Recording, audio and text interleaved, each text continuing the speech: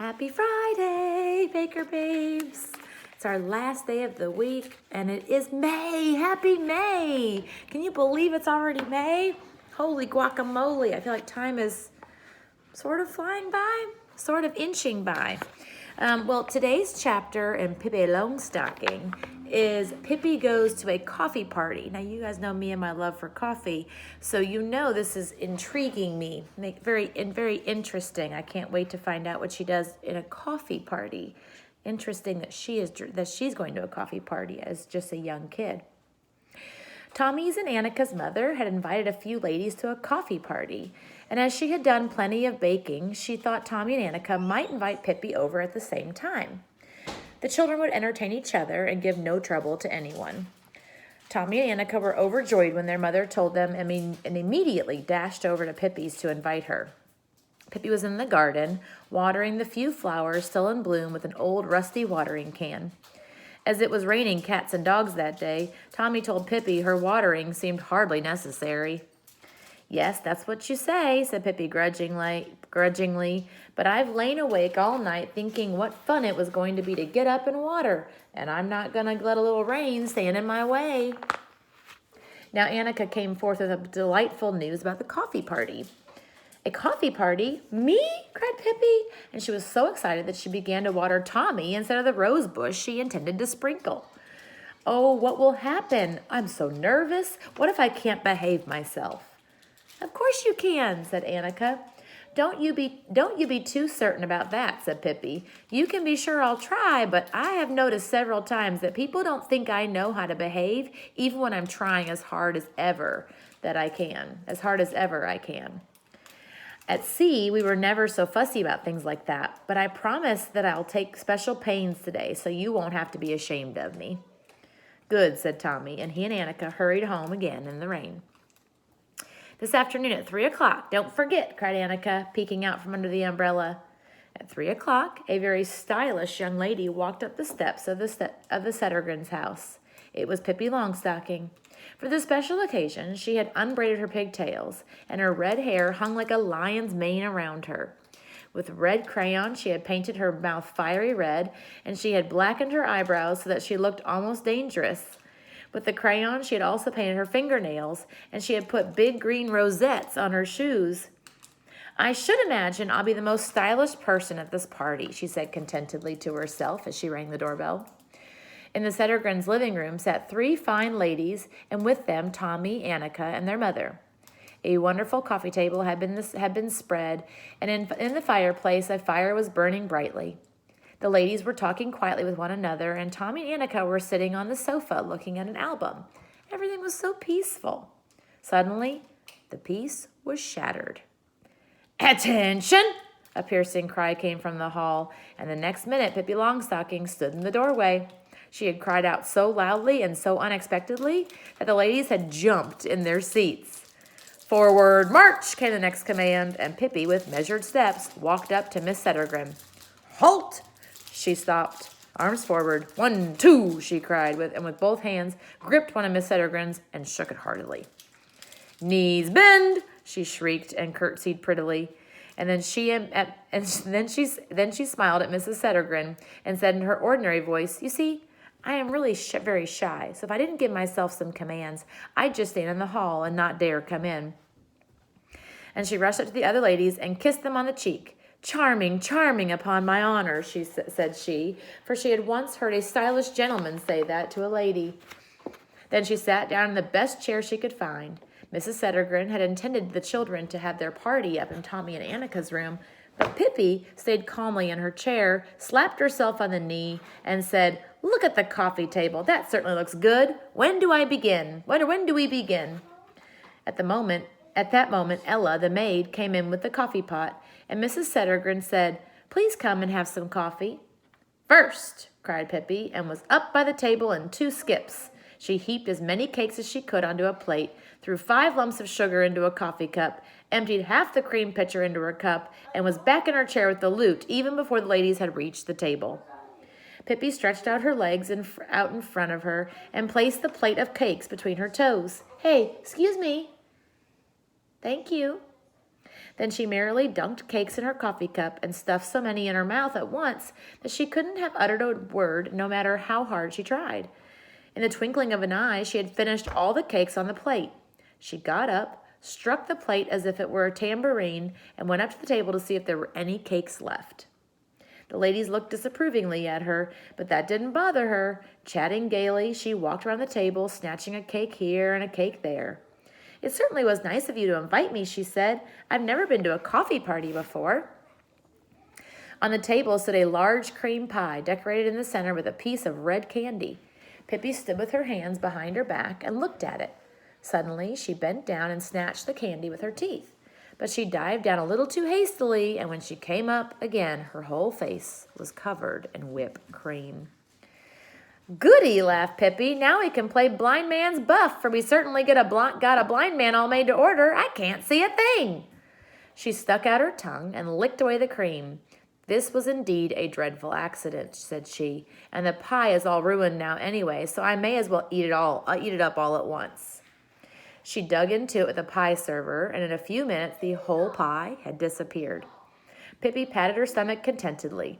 Mrs. Settergren had gone out into the kitchen, so she knew nothing about the accident to the cream pie, but the other ladies looked very sternly at Pippi. No doubt they would have liked a little pie too. Pippi noticed that they looked disappointed and decided to cheer them up. "Oh. Now, you mustn't feel bad about such a little accident," she said comfortingly. "The main thing is that we have our health, and at a coffee party you should have fun." And then she picked up a sugar bowl and tipped all the lump sugar in it out on the floor. "Well, my goodness," she cried, "now look what I've done. How could I make such a mistake? I thought this was a granulated sugar. Bad luck seems to follow me today." Thereupon she took a sugar spoon out of another bowl and began to sprinkle granulated sugar all over the floor. "I hope you noticed," she said, "that this is the kind of sugar you sprinkle on things. So it's perfectly all right for me to do this, because why should there be the kind of sugar to sprinkle on things if somebody doesn't go and sprinkle it? That's what I'd like to know. Have you ever noticed what fun it is to walk on the floor that has sugar sprinkled all over it?" she asked the ladies. "Of course, it's even more fun when you're barefoot," she added as she pulled off her shoes and stockings. "You ought to try it too, because nothing's more fun, believe me." At that moment, Mrs. Settergren came in, and when she saw the sugar all over the floor, she took Pippi firmly by the arm and led her over to the sofa to Tommy and Annika. Then she went over to the ladies and invited them to have more coffee. That the cream pie had disappeared only made her happy, because she thought the ladies had liked it so much that they had eaten it all. Pippi, Tommy, and Annika sat talking quietly on the sofa. The fire crackled on the hearth. The ladies drank their coffee, and all was quiet and peaceful again. Please stop. And as so often happens at coffee parties, the ladies began to talk about their servant problems. Apparently, they had not been able to get very good servants, for they were not at all satisfied with them, and they agreed that it really was better not to have any servants at all.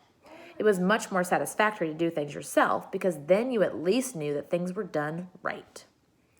Pippi sat on the sofa listening, and after the ladies had been talking a while, she said, "Once my grandmother had a servant named Malin.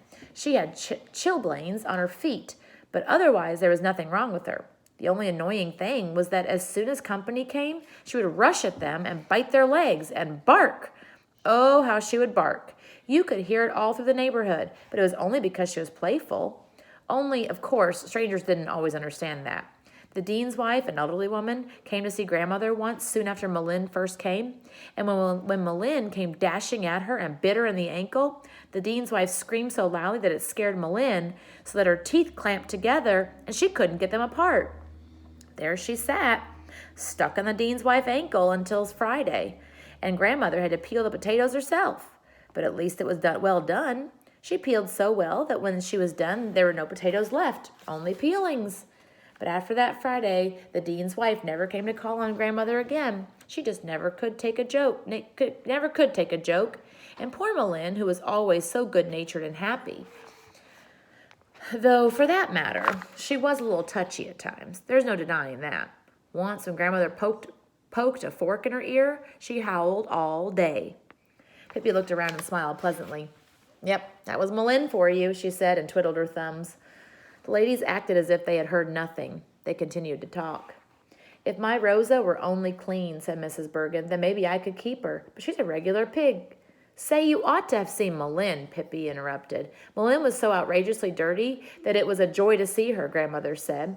For the longest time, Grandmother thought she had a very dark complexion, but honest and true, it was nothing but dirt that would wash off. And once at the bazaar at the city hotel, she got first prize for the dirt under her nails. Mercy me, how dirty that girl was, said Pippi happily. Mrs. Settergren looked at her sternly. Can you imagine, said Mrs. Granberg. The other evening when Britta was going out, she borrowed my blue satin dress without even asking for it. Isn't that dreadful? Yes, indeed, said Pippi. She certainly seems to be cut from the same piece of cloth as Malin, from what you say. Grandmother had a pink undershirt that she was especially fond of, but the worst of it was that Malin liked it too. And every morning, Grandmother and Malin argued about who was to wear the undershirt. At last, they decided it would be fair to take turns and each wear it every other day. But imagine how tricky Malin could be. Sometimes she'd come running in when it wasn't her turn at all and say, "No mashed turnip today if I can't wear the pink woolen undershirt." Well, what was Grandmother to do? Mashed turnip was her favorite dish. There was nothing for it but to give Malin the shirt. As soon as Malin got the shirt, she went out into the kitchen, as nice as could be, and began to mash turnip so that it spattered all over the walls.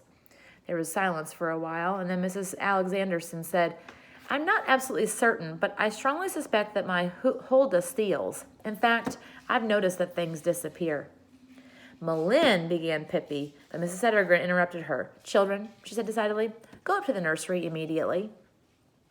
"Yes, but I was only going to tell you that Malin stole too," said Pippi, "like a raven. Everything she could lay her hands on. She used to get up in the middle of the night and steal. Otherwise, she couldn't sleep well. She said, once she stole Grandmother's piano and tucked it in her own top bureau dresser. She was very clever with her hands," the Grandmother said. Tommy and Annika took hold of Pippi and pulled her out of the room and up the stairs. The ladies began on their third cups of coffee. Mrs. Settergren said, "It's not that I want to complain about my Ella, but she does break the china." A red head appeared over the stair rail. "Speaking of Malin," said Pippi, "maybe you are wondering if she used to break any china. Well, she did. She set apart one day a week just to break china. It was Tuesday, Grandmother said. As early as 5 o'clock on Tuesday morning, you could hear this jewel of a maid in the kitchen breaking china. She began with coffee cups and glasses and little things like that, and then she went on to soup bowls and dinner plates, and she finished up with platters and soup tureens. There was such a crash bang in the kitchen all morning that it was a joy to hear it," Grandmother said. And if Malin had any spare time and late in the afternoon, she'd go in the drawing room with a little hammer and knock down the antique East Indian plates that were hanging on the walls. Grandmother bought new china every Wednesday, and Pippi and disappeared up the stairs as quickly as a jack-in-the-box. But now Mrs. Settergren's patience had come to an end. She ran up the stairs, into the nursery, and up to Pippi, who had just begun to teach Tommy to stand on his head. "You must never come here again," said Mrs. Settergren, "when you can't behave any better than this." Pippi looked at her in astonishment, and her eyes slowly filled with tears. "That's just what I was afraid of," she said, "that I couldn't behave properly. It's no use to try. I'll never learn. I should have stayed on the ocean." She curtsied to Mrs. Settergren, said goodbye to Tommy and Annika, and went slowly down the stairs. The ladies were now getting ready to go home too. Pippi sat down in the hall near the shelf where the rubbers were kept and watched the ladies putting on their hats and coats. "Too bad you don't like your maids," said she. You should have one like Malin. Grandmother always said there was nobody like her. Imagine, one Christmas when Malin was going to serve a little roast pig, do you know what she did?" Good job, buddy. You can go ahead and put it away. She had read in the cookbook that roast pig must be served with frilled paper in the ears and an apple in the mouth. But poor Malin didn't understand that it was the pig who was supposed to have the apple. You should have seen her when she came in on Christmas Eve with her best apron on and a big Gravenstein apple in her mouth. "Oh, Malin, you're crazy," Grandmother said to her, and Malin couldn't say a word in her own defense. She could only wiggle her ears until the frilled paper rustled. To be sure, she tried to say something, but it just sounded like blah, blah, blah. And of course, she couldn't bite people in the leg like she usually did, and it would be a day when there was a lot of company. Poor little Malin. It wasn't a very happy Christmas Eve for her, said Pippi sadly. The ladies were now dressed and said their last goodbye to Mrs. Settergren, and Pippi ran up to her and whispered, "Forgive me because I couldn't behave myself. Goodbye." and she put on her large hat and followed the ladies. Outside the gate, their ways parted. Pippi went toward Villa Villacula and the ladies in the other direction. When they had gone a little way, they heard someone painting behind them. It was Pippi, who had come racing back. You can imagine that Grandmother mourned when she lost Malin. Just think, one Tuesday morning when Malin had time to break only about a dozen teacups, she ran away and went to sea. And Grandmother had to break the china herself that day. She wasn't used to it, poor thing, and she got blisters all over her hands. She never saw Malin again, and that was a shame, because she was such an excellent maid, Grandmother said. Pippi left, and the ladies hurried on. But when they had gone a couple 100 feet, they heard Pippi from far off, yelling at the top of her lungs, "She never swept under the beds!" That Pippi, she's a silly goose. Chapter 10 is Pippi Acts as a Lifesaver. Have a great weekend, friends.